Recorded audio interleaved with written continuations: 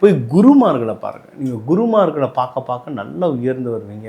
அதுவும் முக்கியமாக பெண் தெய்வ வழிபாடு தான் உங்களுக்கு ரொம்ப நல்ல சப்போர்ட் வரும். ஜீவ சமாதிகள் வழிபாடு, பெருமாள் வழிபாடு, ஆண்டாள் வழிபாடுலாம் ரொம்ப நல்லா சப்போர்ட் ஆகும். பெஸ்ட்டு விஷயம் என்னென்னா தொழில் ஸ்தானம் ரொம்ப நல்லாயிருக்கு. ஏன்னா குரு பகவான் இருக்கார் அதில். ஸோ நீங்கள் வந்து வேலையில் ப்ரமோஷன், அதை அப்ராட் யாருன்னா போகிறீங்கன்னா உங்களுக்கு ரொம்ப நல்ல ஆப்பர்ச்சுனிட்டி இருக்குது.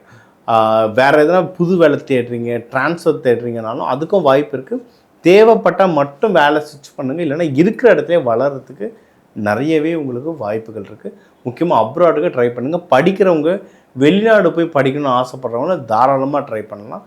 எந்த நாடு போகணும், என்ன படிக்கணுன்ற டவுட் இருந்தால் நம்மக்கிட்ட கால் பண்ணி கேட்டுக்கலாம். நீங்கள் எதனா பிஸ்னஸ் பண்ணுறீங்கன்னா ப்ராஃபிட் வரும், எடுத்து சீக்கிரம் நல்ல இன்வெஸ்ட்மெண்ட்டில் போட்டுருங்க. ஏன்னா 12ஆம் வீட்டில் கேது இருக்கிறதுனால செலவு கண்டிப்பாக வரும். நீங்கள் கையில் காசு இருந்தாலும் சுப நிகழ்ச்சிகளில் போட்டிங்க, இந்த மாதிரி கல்யாணம் இல்லை நிலம் வாங்கிட்டீங்கன்னாவே அதை வந்து விதியை மதியால் வெல்ற மாதிரி ஆகிடும். நீங்கள் வழிபட வேண்டிய தெய்வம் பெருமாள், கிருஷ்ணர், நடராஜர். இவங்க வந்து புதன்கிழமை புதன் ஹோரையில் பெருமாளாக இருந்தால் துளசி, நடராஜராக இருந்தால் வில்வம். இதை போட்டு நீங்கள் வழிபட இந்த வருஷம் வந்து உங்களுக்கு ரொம்ப நல்லாயிருக்கும்.